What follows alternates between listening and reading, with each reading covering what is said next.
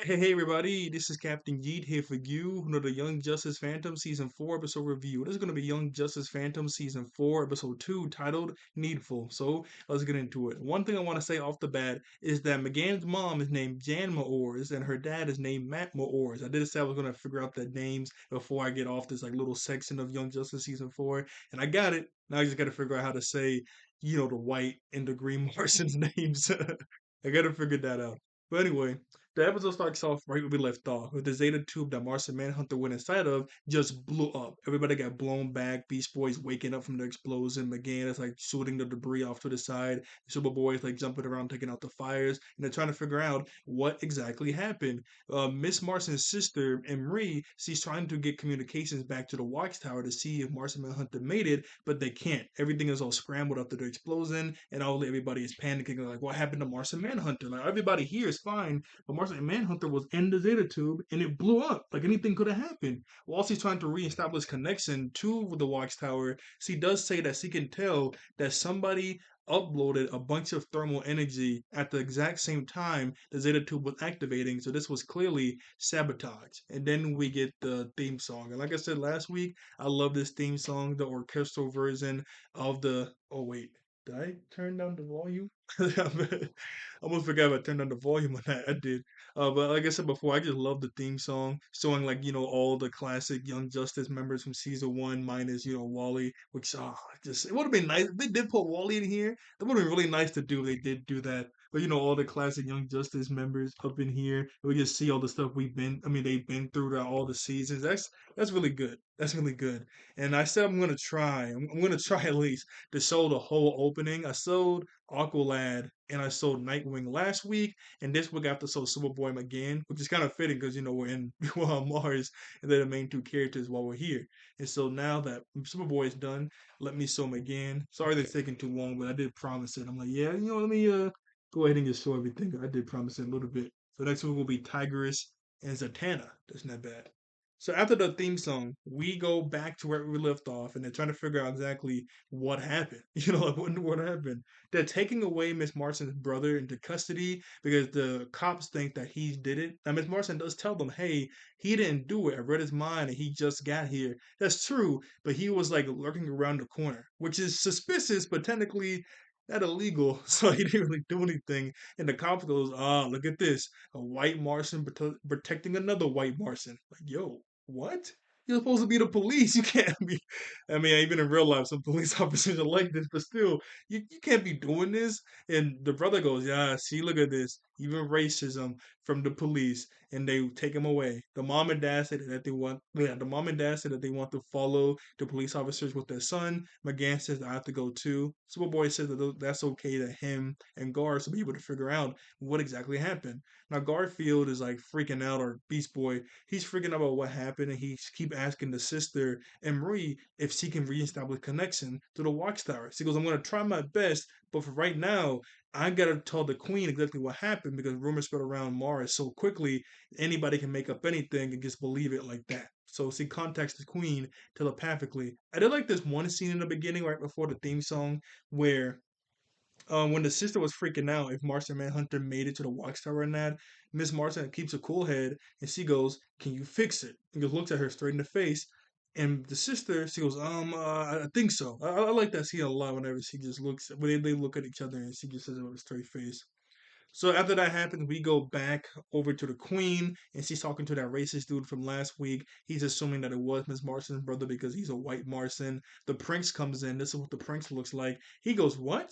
How do you even know it was him?" He goes, "You'll understand when you're older." I do understand Miss Marston's brother is, he does wild out. I know he wilds out because of the racism that happened, but still, sometimes he goes a bit too far, especially whenever he went to New Genesis to start a whole race war with the new gods and the bugs. That's kind of crazy just to help himself out with the green and white Martians. But still, they don't know that, so he's just being racist to him, and the prince isn't really trying to hear it, and so he flies away. We go back over to Beast Boy's group, and Beast Boy's running around the whole place looking at everything because he's in that animal form where he can taste stuff with his tongue. Well, I mean, all you taste stuff with your tongue, but he can really, really taste stuff with his tongue. So he's just licking everything. And he also says that, "Hey, I trained with Tim. You trained with Nightwing, so us together, we should be able to figure out something, right? He's just running around panicking. Now, Superboy doesn't say this to him, but I would have said, like, yeah, that's true. We should be able to figure out something, but you need to settle down. Like, you're wilding out in these kind of situations to actually do some efficient work. You need to keep a cool head. He doesn't say that, but that's probably what he's thinking because Beast Boy, he's just running around going crazy. Superboy does grab a piece of debris and he looks with his super eyes. Is that what it's called? Or I guess nah, he's not using X-ray vision. What is it called whenever whenever Superboy or Superman squints and they can see far away or see like super small details in something? Is it just supervision? I guess supervision. But he uses his supervision to squint and look super deeply into the debris, and he can notice there's two small burnt marks on this piece of debris. He doesn't specifically say it, but it does look like somebody used laser eyes like Superman has. But who in the world has that kind of ability on Mars?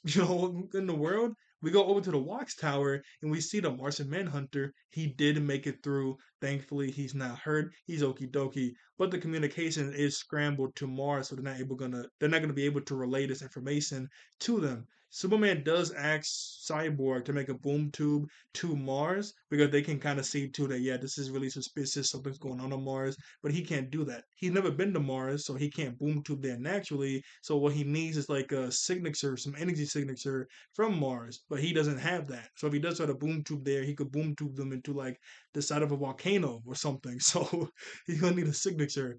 The communication center that's in between Mars and Earth to where they can communicate in general, that's still up. And then they call John Henry. And when they call him, they ask them to bring over the Javelin to the Watchtower so they can use it to fly to Mars. He says, yeah, no problem. And so he's flying in.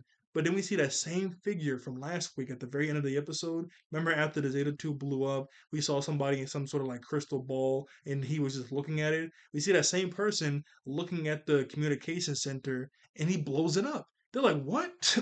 What in the world just happened? That's crazy. But oh, wait, I'm so stupid. Before he blows it up, they were able to make a connection to Mars just slightly to confirm that Martian Manhunter's okay. And while they were talking, that's when that guy blew it up. So now communications is completely cut off. They can't talk to them anymore, which does suck. Superman does ask John Henry, like, hey, we need the Javelin now so we can fly over there. But the only problem is the Javelin is like super far away. Even at light speed, it's going to take like a day or two to get to you guys. I'm like, what? That's crazy. At light speed, I mean, I guess they must be super duper far away. Like, even at light speed, it's still gonna take a while. That's kind of crazy. That's really crazy, man, to say something like that. So for the moment, Superboy, Beast Boy, and McGann are all on their own on Mars. I mean, that's a bad team. That's a really good team, but still, they got no backup. They need backup. They got no backup. I was thinking, couldn't Superman and Martian Manhunter just fly to Mars? Because they can survive in space, but they would need like some oxygen tanks because we saw. Well, I thought he could breathe, not breathe in space, but I know Superman could hold his breath for long. But even last season, the season before that, every time he went to space, he had like that little oxygen thing on his mouth, so he does need to breathe. I don't know if Martian Manhunter needs to breathe in space, but it would take a day or two for them to even fly there. They can probably do that as Superman. I'm pretty sure he has the endurance, but I don't know if we have enough air in the air tank for that. I don't think it's enough air in the air tank. So now they're on their own.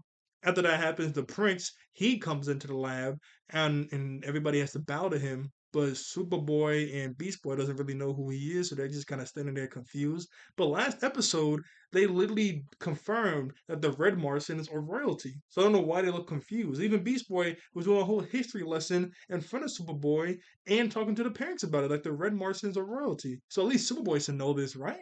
Like, right? Like, what are we doing? Then we go over to a new group of characters. Now we've seen some of these characters in the background wearing the rings, and they are wearing those same rings from before with the L and the star, but we don't get their names. The blue one, the blue girl, I like her voice. I like her design too. She's a really cute design. The other two, I forget the names. The blue one, her name is Phantom Girl. I do remember that. I remember that, but the blonde one and the alien looking one, I forgot the names. We are gonna get their names. We're gonna follow these characters a lot in this season, but I forgot the other two names. I only really remember the blue, the blue girl. Her name is Phantom Girl. The other two, I forget. After that happened, we go over to them, and they're talking to each other like, "Oh man, what's going on? What is he doing?" Now, the he they're talking about is the person that blew up the center, the communication center, and also blew up the data tube.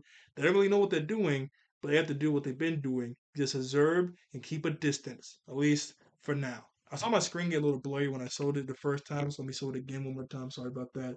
I can't really control when it goes blurry on that. I can only just, show my screen. That's all I can do. I can just show my screen. I can't really do too much else. So after we pan away from them, we go over to Miss Marson, the mom and dad, and they're talking to the brother, and the brother is just, going on about the racism between green Martians and white Martians and how green Martians suck. The mom goes, "What? Why would you say something like that? I'm a green Martian." Oh no, Garoon, Garoon, that's the green Martian. I just gotta figure out the white Martian name. Oh no, no, no, I know it. The Sin. Yeah, the Sin. The Sin are white Martians and the green Martians are Garoons. Okay, then that's all I needed. Okay, I promise I'll get the mom and dad name and their names. I mean, okay, so I'm done. I'm done. I fulfilled both my promises. Thank goodness, I almost forgot. Um, but sorry, I just got happy. I just remembered the names. But then back to what I was saying. The mom's like, "Sweetie, I'm a Green Martian. Do you hate me?" He just kind of looks at her all mad like, and she starts to cry, and she walks away.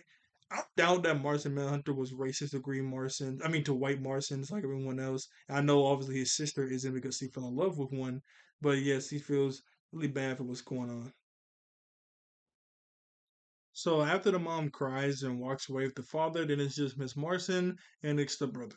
So in the conversation, the brother just goes that your ways aren't working against the Garoons, and father and mother ways aren't working against the Garoons. So I have to do the things that I do. He also mentions that our brothers and sisters are still racist to us, even though we're brother and sisters. He does mention that out of 26 kids that they had, only two of them were specifically Sin or White Martians, which are him and Miss Marson. I did wonder that though. I was like, wonder how many other white Martians are in the family, and it's only them two, which is crazy. But I mean, I guess that can't happen. But yeah, it's only specifically them two, which is wild. So when he says that, Miss Martian's like, "Oh, you don't say that. They raised us the much. I mean, they raised us as best they could, the mom and dad, and they also love us very much." He goes, "Oh yeah, how many of our siblings are gonna come to your wedding?" That's what I thought. I'm like, that's really bad. And then maybe they sort of taught them a bit more better to not be racist against green Martians and white Martians, especially since your brother and sister, which is crazy. You're racist against your own brother and sister, which is wild. I think they do mention later on in the series that some of them were just being mean and green to them so they can fit in, so they don't get bullied too. But maybe most of them are like actually just racist, racist against them, which is really jacked up. The conversation eventually goes into, well, Miss Martian sort of brought her brother to Earth because he does say, I mean, the brother does say, you traded out one family for another one and left us behind. I was a white Martian. I went through the same stuff that you went through too, but you left me. You sort of stayed here and protected me. And he gets super mad to where he punches like the wall that he's behind. And Miss Martian starts to cry, and she goes, "I was a kid too." And I do like that line a lot. I like that line so much because yeah, obviously she was young. I mean, I don't think the age difference is that much between both of them. I think it's maybe like a year or two. She doesn't seem like that much older. I mean, the regular Martian forms, you can't really tell age. You can't really tell age. Even when they shapeshift, you can't really tell. She should be like mid 20s, like early 20s, no, like mid 20s now, but the age is like different on Mars. But still, she's not that much older. She went through the same stuff that he went through, so of course he wanted to get away. And based on what we learned about in season 1, she stole away on Martian Manhunter's spaceship when he was flying back to Earth. So I thought that was even enough time to run out, get the brother, and bring him back here. But she went through the same stuff he was going through, and she just couldn't take it anymore. Not saying that he can take it, I'm not saying that, but it is sad that she had to leave them behind because she was going through the same stuff he was going through. And we just leave the scene after she cries. We go back over to the prince, and he's talking to Superboy and Beast Boy. They figure out that he's the prince, and he also says that he wants to know some information about what's going on here. They obviously say that somebody sabotaged the communication center, sabotaged the Zeta tube, and they're gonna try their best to figure out what happened. He also does bring up the prince. Can you figure out what happened to my father? Beast Boy goes, of course. Superboy goes, whoa, whoa, we'll try our best. We try our best. Beast Boy goes, come on, we have like detective skills from Nightwing, Tim Drake, the elongated man. I didn't know he was a detective, but we should be able to figure everything out. But obviously, if they're gonna figure anything out, they need more information about what happened to his father. He goes, "Oh, that's all you need? No problems." And he starts to mind uploading, not mind uploading, but psychically uploading all the information that he knows into their brain. So there's a lot of information to where it hurts them and they fall to their knees. Now Beast Boy gets super duper mad when he does this and he transforms into that weird looking monster from last week and starts spazzing and yelling at the prince. The prince does apologize. He was just doing like they said, and Superboy says, "Hey, he didn't mean to hurt us. When he did that, they don't understand. You have to ask permission and stuff. Stand down, like settle down." Yeah, my bad. So he transforms back into the little creature that he normally is. But yeah, he was wilding out. He was definitely wilding out. I can understand getting mad because, like I said, he does upload all that information at once, and it does hurt them. They're not used to just getting information like that through their heads. The Prince is not used to that, but still, I can understand him being mad. Then we go back to Miss Marson, and she's talking to her brother. She goes, "Look, I know you don't know anything about the Zeta Tube exploding or the communication tower exploding," and his eyes get kind of big. She goes, "Oh, so you really don't know anything about that?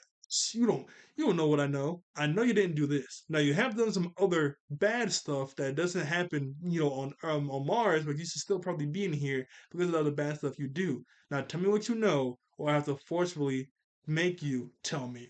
He goes, "What do you mean by that?" "You know what I mean. I'm stronger than you. You've gotten a little stronger since, Mars. I mean, not Mars, since New Genesis. You've been practicing, but you're nowhere near me." And she goes into his mind. She goes, "Oh, we're gonna have to do this the easy way or the hard way." It's kind of funny that whenever she goes into his mind, her eyes turn back to normal because she has like the Martian eyes right now in her humanoid form. But whenever she goes into his mind in her humanoid form, her eyes go back to normal for some reason. But he goes the hard way. You've been watching way too many of Uncle John's Western TV shows or whatever. I know you don't do the hard way. At least not anymore. Your mind's too open for me to even. I mean, your mind's too open for me to tell that. And this is what she looks like with regular eyes in a Martian form. Doesn't look anything like too different, but I don't know why they revert back to normal. That's just kind of weird. They just actually go back to normal whenever she just in his mind. I don't know. But yeah, after that happens, let me pause the video really quickly. I had it playing by accident. He goes, "Look, either just leave me. I mean, either just tell the people to let me go or leave me." Now, based on what he does at the end of the episode, I would have left him in there. I would have been like, "You know what? I'll tell him to let you go eventually. You need to stay put. You need a timeout." Because, yeah, they don't have any evidence of him doing anything bad on Mars, but he had some other bad stuff. So I was like, "Yeah, you can get out after the wedding." You can get out you can get out of jail after the wedding. I would have left him in there for a few days just to teach him a lesson. After that happens, we go over to Miss Martian, Beast Boy, and Superboy on a sacred river, on a sacred boat, getting ready for a ceremony that they have to perform before the wedding. So while they're on this sacred boat, on this sacred river, all of them again is just super happy that they're there. She's been dreaming about this ever since he was a kid. Superboy says that's really nice. And we just see like the really beautiful scenery around them. Now, while they're talking, they're about to kiss, and then Beast Boy interrupts them by deflating. Whenever he deflates, it sounds like somebody's letting it rip. And they kind of look at Beast Boy like, okay. They put up a psychic barrier so they can talk privately. And Superboy goes, "Yeah, Beast Boy's been a really big jerk this whole day. I understand that he was obviously worried about John, but even after that, he just kept wiling out." Now Miss Marston starts to speak, and when she starts to speak, we see Beast Boy swiping through some pictures on his phone, and we see a bunch of pictures of the outsiders. But one, or no, actually two really cool things I like to see is number one, we see Tara, and she's in a new outfit. It basically looks like the outfit she had last season, but it's a bit more high tech. And she has some like light blues in it, which the light blues kind of ruin it. I'm not gonna lie. The light blues look a little weird.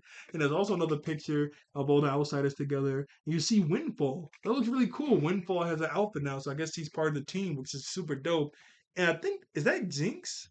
No, no, Jinx had brown hair. So I don't know who that girl is with the eye on her chest. I was thinking that was Jinx maybe, but yeah, I don't know. But him swiping through these pictures are really cool, just seeing what they've been doing for the past year. Yeah, look at Tara. She has like light blues in her outfit now. I don't know if that looks good or not. Not really. I guess it looks somewhat better because they got rid of the brown. It looks more black, but we need a better look at it. I don't think we get too much of Tara this season though, from what I remember. Uh, Yeah, from what I remember, I don't really think we get too much of her. Oh, I just realized. They just took down the I forgot his name, but he's from season one, the snake guy that Robin was fighting, and the snake guy was like beating him like kind of bad. They beat him. That's kind of cool. And they have Stargirl on the team now. I mentioned that last week. I don't know who Stargirl is. I've just seen her in a few stuff. I don't really understand what her powers are or who she is, but they have Stargirl, well, that's pretty cool. But I love these little shouts of what the Outsider's been doing.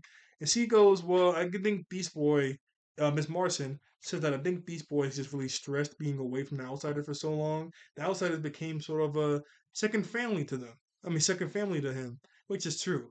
And then Beast Boy sees these dolphin type of creatures in the water, and he transforms into one of them and starts to swim around.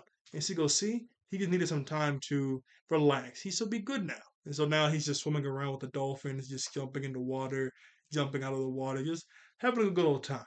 Then Superboy starts to tell him again about what happened once he left, and he lets her go into his mind to get all the information about the father's death. And she goes, "Whoa, that was a big mind link upload. I can't believe he just did that in all one go." But now we have to figure out what happened to the Zeta Tube, figure out what happened to the communication tower, and now we have to solve the murder of the king. And then the mom, dad, Emery, and a priestess, they all come in, and the mom goes, "Oh, not today. We have to plan the wedding, and we also have to plan, well, not plan, but we have to do the ceremony that we have to do today."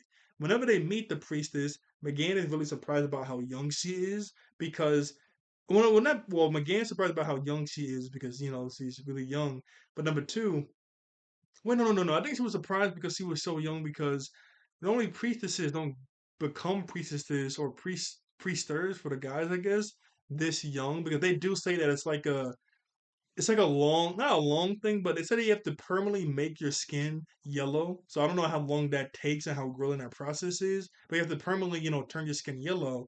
And then you also have to study the mystical arts like Zatanna or her dad. Like, they have to study magic. And, studying magic is probably super duper hard. So it's kind of crazy how young she is. And they also do ask her that, are you sure you're ready to do this ceremony? Oh, she's doing the ceremony, and she's also going to be the one marrying Connor and Superboy McGann. She's also going to be the one, like the priest marrying them. They ask her, "Are you sure you're going to be ready to do this?" Because whenever the priest that did the mom and dad wedding, he was really old and he didn't know the repercussions that would happen for doing their wedding. They don't go into detail, but you already see how much the Green Martians hate the White Martians. They were probably either terrorizing the guy that did their wedding or beating the brakes off him or harassing him or something. And Marie does look really nervous, not because of what they say, but she's like, "Oh my goodness, I didn't know that happened after you guys got married. That's really sad." And she goes, "Yes, it's fine. I'm ready for whatever's going to happen. I believe that love should be loved no matter what." After she says that, they start to plan what day the wedding's going to be. Now, the father says that it can't be tomorrow because him, Superboy, and Beast Boy have to create the altar. And it can't be the next day because all the girls, the mom, Miss Marson, and Marie, they have to create the canopy. But whenever the dad says that he needs to create the altar with the boys, he grabs Superboy's shoulder. He goes, "Isn't that right, son?" His face is so funny because I guess he's smiling. Yeah, because the way his eyes are, he's smiling. It doesn't look like he is because their mouths are always the same, but I think he's supposed to be smiling here, which is really sweet. It just looks a little creepy. Can they open their mouths? I guess they don't open their mouths because, they just talk telepathically all the time, but in their regular Martian forms, I'm assuming they can't open their mouths, right? I'm thinking of a scene where Miss Martian did it, but I can't really remember. And if they don't, how do they eat? I mean, they can open their mouths when they're like, humanoid form, but they don't normally do that on Mars. So I wonder how to eat. I don't know. I don't really know how to eat. Maybe they just shapeshift like a mouth on their body or something. But it's kind of funny to think about. Instead of just opening their mouth, they just kind of shapeshift the mouth on their hand and just eat whatever. Which is hilarious. But with that being said, they begin the ceremony. The ceremony is really just at first she can sense the love between Superboy and McGann, and while they're sensing the love, she eventually says a like chanting a love quote is he grabs both of their hands and she has like this mystical energy swirl around them, and she says, "Please bless this wedding and this love." The energy swirls, shoots up into the sky, and then explodes into fireworks, and everybody's watching in awe. Even all the dolphins that were swimming around, they instantly stop swimming and look up and look at this. Even Beast Boy, I mean, obviously Beast Boy was going to do it, but even just the wildlife in general was like, whoa. You know what? That looks beautiful. And it was a beautiful scene, seeing that yellow energy swirl around them. That was pretty cool. I do want to show it really quickly. Yeah, here it is. This looked really dope. Oh no. Okay, sorry. I thought I clicked off the episode. That would have been bad. That would have been super bad if I clicked off the episode. But this is what it looks like when energy's swirling around them. That was beautiful. I saw more of them than the swirling energy, but you saw the swirling energy. So after that happens, we go over to the pranks and the pranks, the queen, and that racist dude. So the racist dude is spazzing about how, we have a bunch of outsiders here. They shouldn't be here. Why did you tell the outsiders about what's going on with the king? They don't need to know that information. The son said that we need to figure out my father's murder. He goes, of course I want to figure out the king's murder, but I don't like the earthlings are here solving the murder. It should be a only Martian thing that we should be able to handle. And we have to make sure we figure out who it was, and it's going to be sin. I'm like, what? What do you mean? Like, he's already kind of set that in his mind that it's going to be a white Martian that killed the king. Like, we don't know this. Like, what is your problem? This guy is like butting out for no reason. And so while he's saying this, obviously the prince keeps trying to butt in, like, what? That sounds ridiculous. And he goes, look, you'll understand when you're older. I knew you wouldn't really understand something like this because you were trying to get, well, he doesn't say trying to get married, but you were trying to have relations with a different race. I forget what they call the red Martians, but, trying to get married to a non-red Martian. And he gets really upset when he says this. He tells the mom to please set your son straight. Now, when he says this, it's really funny. When he says this, the mom goes, hmm. Now, normally, whenever you do something bad on Mars, even something as crazy as a murder, it's virtually impossible to get away with it. But somebody was able to get away with it just recently. And from what I've seen on TV, these Earthers are able to, look for clues and figure out mysteries without having to be, telepathic or anything. So I don't really have a problem with the Earthlings at least trying to figure out what happened to the king so that we and our people can find peace. And he gets super mad and flies away. After he, but before he flies away, the son goes, "Oh man, well that set me straight. That definitely set me straight." He's funny. I like the priest. That was when I first watched it, that'd be cracking up. He's funny. So that happens, we go over to Miss Marson flying around really happy. And she goes, "Hey, almost husband, do you want to dance?" And she's midair. She uses her power to telepathically float Superboy up. They start to float around. He goes, normally I don't like being levitated, but today I don't mind it. They start to dance midair. And then while they're dancing, they start to go over just all their memories and experiences throughout all the years from season one, season two, season three. I do like this one line to where Miss Marson does say, "You were really cute back then." He goes, "I virtually look the same. I don't look any different." He goes, "Oh, I could tell." That was sweet. That was really sweet. But we just see a bunch of like, McGann and Connor moments. I wonder what the SIP name is. I wonder if they use their actual names or their superhero names. If it's the superhero names, Miss Marson, Superboy, Miss Boy, or Super Marson, I guess. The real names, McGann and Connor. Carnan, McGann, Connor, Megan, Megan, Megan, Megan. Maybe I gotta workshop it. It's probably the actual name out on the wiki or something, but I don't know it. But we can see all their moments together, which is really sweet. And then after their moments are done, they kiss, and then Superboy flies by. I mean, Beast Boy flies by. He goes, ugh, got a honeymoon already. After that happens, they land on the ground, and Miss Martin says that, hey, I want to show you a surprise. Another surprise? Yay! It's about Bioship. While they're walking there, we see those three people from before, and they're following Superboy, McGann, and Beast Boy. And the alien guy says, hey, we're getting kind of close. We shouldn't really be this close. And the blonde girl says, hey, it's fine. I put up a psychic barrier so Miss Marson can't detect us, but they're still not supposed to be this close. And then we see something heating up the cave's roof, and it heats it up so much to where it starts to cave in. Superboy is jumping side to side, punching rocks. The cave in gets too crazy to where a bunch, like a huge pile of rocks, piles on top of McGann's group, and Superboy has to hold back a gigantic rock from crushing them. Now, when that happened, McGann was able to somewhat. Oh, sorry, I hit the camera. Sorry. McGann was able to somewhat pick up on the psychic signature of the blonde girl. Obviously, she doesn't know who that is, so she goes, "Hey, I can sense somebody else is here. Let me go after them." Beast Boy says no, but Superboy says, "Hey, everything is fine. Go ahead." So she jumps out the rubble, flies over to it, but then she loses it. She goes, "Ah, I lost it."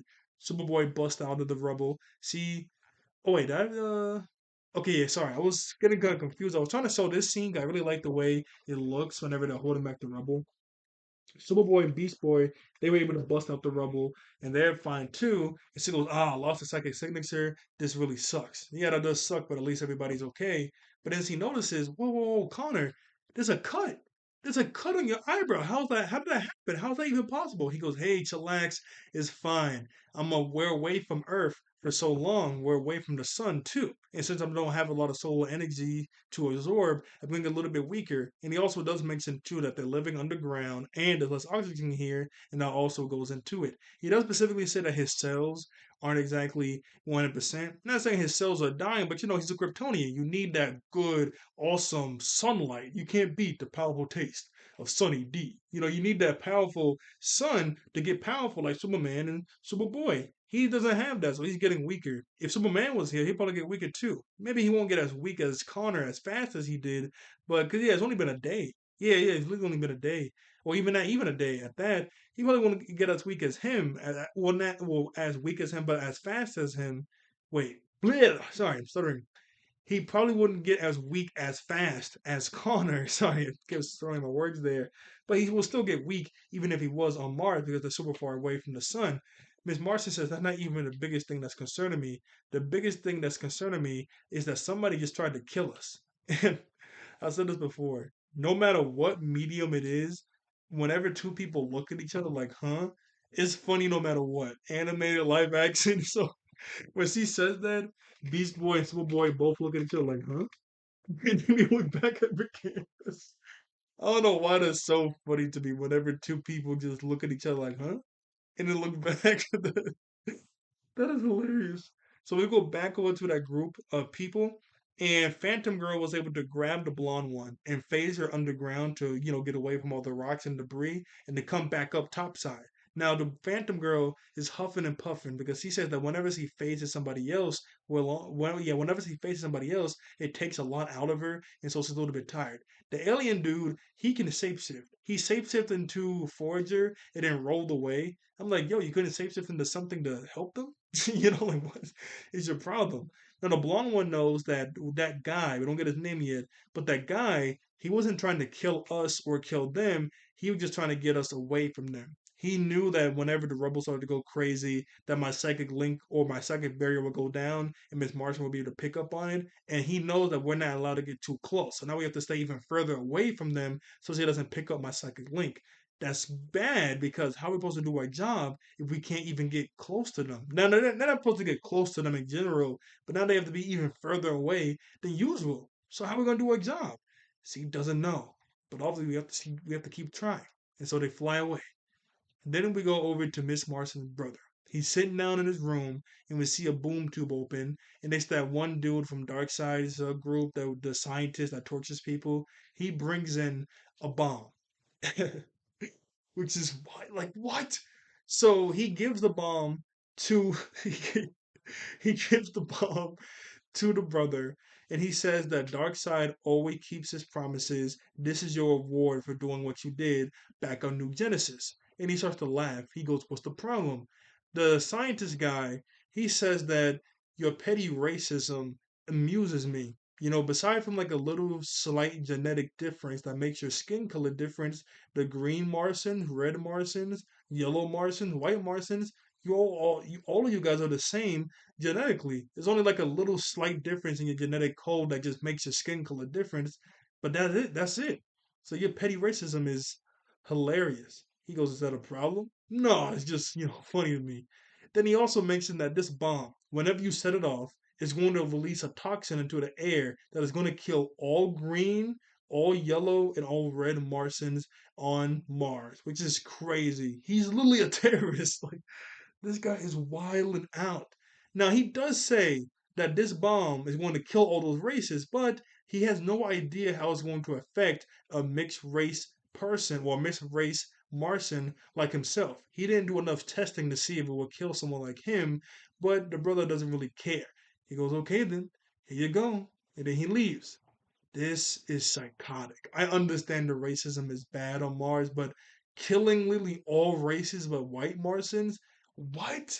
This guy is wilding out. Now, before this happened, I was somewhat on his side. Now, I wasn't on his side with the extreme stuff he was doing. No, no, no, no. He was doing way too much stuff, especially on New Genesis.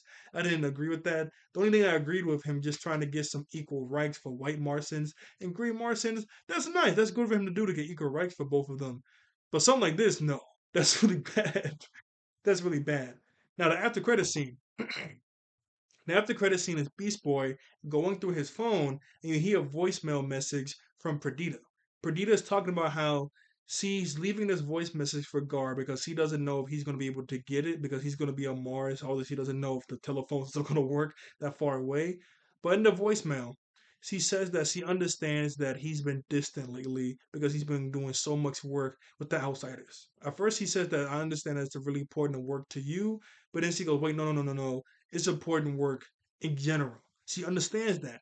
And she also understands that she's also been distant too because she's been doing a lot of queenly duties because she is the queen. Yes, she's young, but her mom and dad got killed by Count Vertigo back in season one when she was a kid. So she had to step up as queen ever since she was a kid. So she has to do regular queen duties, but she also has to do a bunch of political duties too because she specifically says that a lot of people are leaving from Markovia and going over to her country, so she has to deal with that. She also says that she tried to ask King Brion for a parlay, but he denied it. I didn't know what that meant. I know what parlay means in betting. I don't bet. I'm not a bettor, but some of my friends they do bet on those apps whenever like a sports game comes on, and so they be telling me what it is about because I don't understand it. I know what it is in betting, but in like political country stuff, I'm like, what is a parlay? When I looked it up, it said it's like a deal or a truce or a treaty to like stop like the ceasefire on each other and not like go after each other. But based on what I remember of season four, Brion isn't like sending forces over to her country to fight them or anything like that. So I don't know what's going on with King Brion. I guess I gotta remember it whenever I watch the episode again because it's been a while since I watched season four. But I don't remember King Brion doing anything like that to where you need to ask for a parlay. But she asked for a parlay, he denied it, and so she's dealing with a lot right now, doing the regular queen stuff and also with the the people coming over. And she's at the end of the voicemail, she tells Gar that I really do miss you, Gar. I miss you, which is really sweet. What makes me mad about the after credit scene is Gar, Beast Boy. He's on his phone swiping, and his face, he looks like he doesn't even care. Now I know you might say Captain Yeet, he's in his like monster, well not monster, but he's in his like Martian animal form, so he can't show expressions that well, which is somewhat true. But whenever he's mad or sad or happy, you can tell on his face. You can still see emotions up there. Now I don't know if it's a thing to where we're hearing the voice message, but in this scene of him swiping his phone, he's not actually listening to it, but we're just hearing it. It might be a case like that, but I don't see why they would do that. So he's just looking at it like he doesn't even care, which is really jacked up. One thing I do want to mention is, well, I can't say it here, but Beast Boy does do something later on in this season, and we're gonna get to it. But whenever he does that junk, oh my goodness, that made me pause the episode and walk back and forth in my room. I was so furious at Beast Boy.